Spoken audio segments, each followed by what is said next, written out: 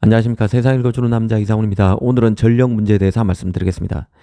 지금은 AI 천하인데요. 얼마 전 오픈 AI CEO인 샘 올트만이 그 AI 칩 제조를 위해서 하나 9천조에 달하는 펀딩에 나섰다는 소식이 있었습니다.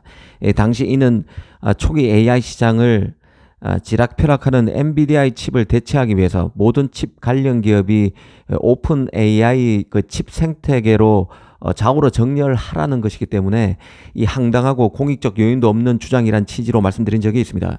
이 칩 시장 전반의 비판을 의식한 때문인지 올트만은 9천조 안에는 전력 문제 등 제반 사항이 다 녹아있는 금액이라고 해명하기도 했었습니다.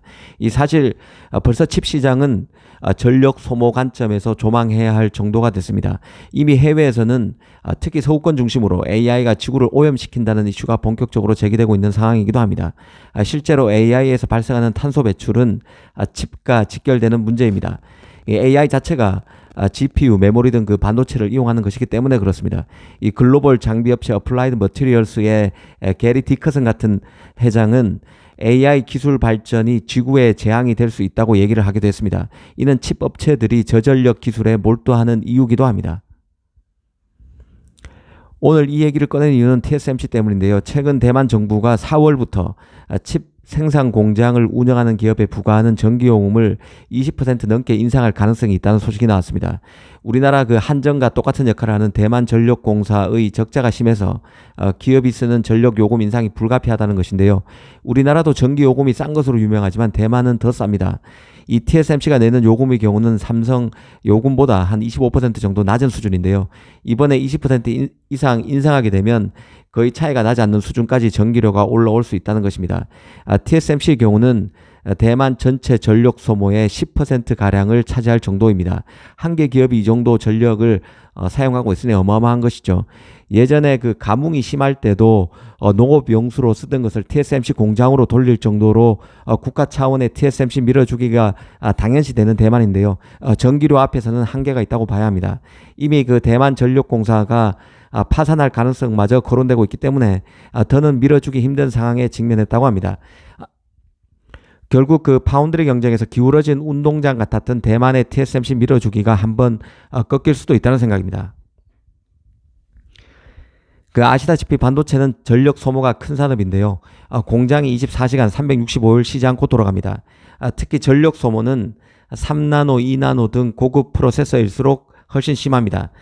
최첨단 고급 노드에 의존하는 파운드리일수록 엄청난 양의 전력을 소비할 수밖에 없다는 뜻이죠. 이 TSMC 같은 경우는 대만, 삼성은 한국의 전력 공급 문제를 악화시킬 수 있을 만큼 전력 사용량이 많은 것이죠. 역설적으로 미세 공정이 앞설수록 탄소 중립은 아킬레스건으로 작용할 수 있습니다. 이 TSMC 입장에서는 이번 전기료 인상이 실제 단행되면 칩 제작 가격을 올릴 여지가 있다는 판단입니다. 기억나시는 분이 있겠지만 모건 스탠리가 작년 연말에 눈에 띄는 보고서를 낸 적이 있는데요.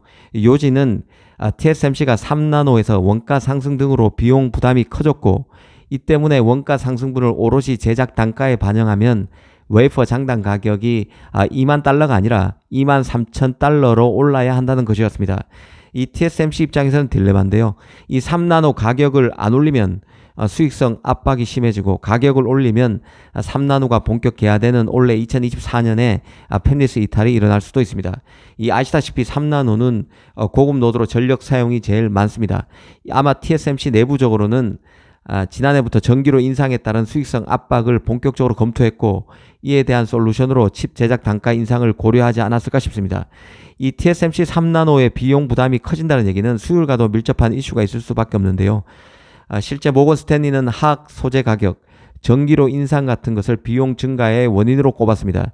TSMC로서는 수율을 끌어올려야 이런 비용 부담을 최소화할 수 있는 것이죠. 그런 만큼 수율 잡기에 만전을 기할 것으로 봅니다. 여기서 유념해야 할 게 바로 3나노 노드의 적용에 따른 비용 차이입니다. 아시다시피 TSMC 3나노 1세대 노드가 N3고 2세대가 N3E입니다. 이 애플만이 활용했던 1세대 노드 N3 같은 경우는 노드 규원이 복잡해서 가격이 비싼 반면에 칩의 성능은 더 좋다는 평가가 많습니다. 반면 그 N3E 같은 경우는 N3보다 EUV 공정 자체가 6개가 적어서 이용 가격이 저렴합니다. 3나노 비용 때문에 팹리스가 노드 적용을 꺼린다면 앞으로 N3E로 더 몰릴 가능성이 있고 TSMC는 3나노 2세대 수율 잡기에 더 바짝 매진할 것으로 봅니다. 이 객관적으로 보면 3나노 경쟁에서 TSMC는 높은 가격 부담에도 삼성을 압도하고 있습니다. 올 하반기부터 3나노 드라이브가 대단할 것인데요.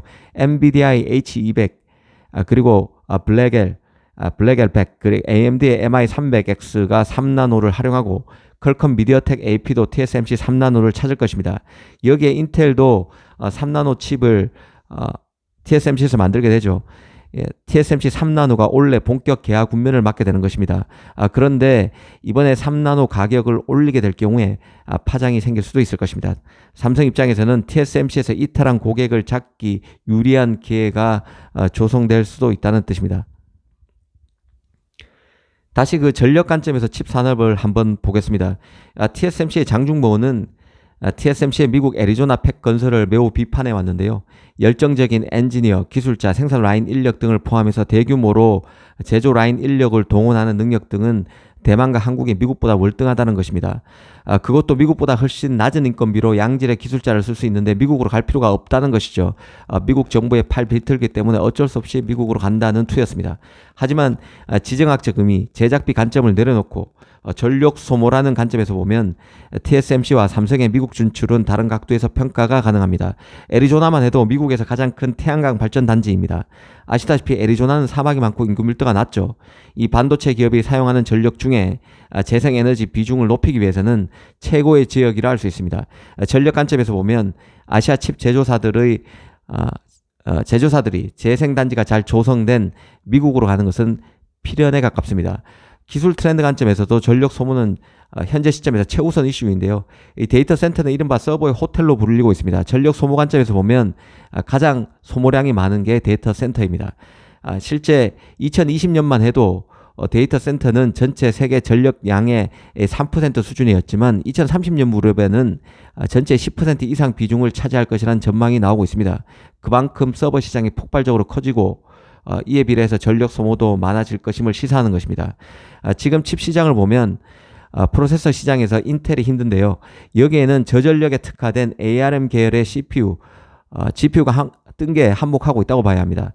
바로 애플 M 시리즈, 퀄컴의 스냅드래곤 CPU 등이 더 커지고 있습니다. 여기에는 전력 문제가 개입되어 있는데요. 앞으로 다양한 종류의 크고 작은 서버들이 등장할 것이고 비용 절감은 중요 쟁점이 될 것입니다. 그 과정에서 저전력의 강점을 맞춘 ARM 기반 칩을 낙점하는 서버 업체들이 크게 늘어날 가능성이 큽니다. 실제 그 AMD나 엔비디아 같은 경우는 인텔의 칩이 전력을 너무 많이 잡아먹는다고 수시로 겨냥하기도 했습니다. AMD CTO 같은 사람은 무어의 법칙이 느려짐에 따라 컴퓨팅이 전력 효율성에 의해서 조정되고 있다는 점을 강조한 적이 있는데요. 이 코어 자체의 다양한 변형을 통해서 고성능 코어와 전력 효율적인 코어가 혼합될 수밖에 없다는 것입니다. 앞으로는 단순히 코어 밀도의 변화뿐만 아니라 코어 유형의 변화 그리고 코어를 구성하는 방법의 변화가 프로세스에서 더 중요해질 수 있음을 강조했습니다. 결국 인텔도 고효율 코어와 에피션트 코어를 이제는 같이 쓰는 것이죠. 그리고 또 하나 그 AMD는 이미 인공지능을 사용해서 칩을 설계하고 있다는 점도 강조하고 있는데요. AI를 활용해서 칩 설계 요소의 레이아웃을 최적화하는 속도를 가속하고 있습니다. 이는 칩셋 분할 및 칩셋 배치를 최적화하는 방법을 사용하는 것처럼 성능과 에너지를 절감할 수 있는 원인이라고 말하고 있습니다. 엔비디아 같은 경우도 이 자신의 프로세서에 ARM의 서버용 CPU IP인 네오버스를 선택했었죠. 엔비디아는 과거에 인텔을 겨냥해서 X86 아키텍처는 콘센트에 코드를 꽂는 것만 염두에 뒀을 뿐 전력의 한계에 대해서는 고민하지 않는다고 총평한 적이 있습니다. 오늘은 대만 정부가 전기료 인상을 고려하고 있다는 소식을 계기로 전력 소모 관점에서 칩 시장을 한번 조망해 봤습니다. 감사합니다.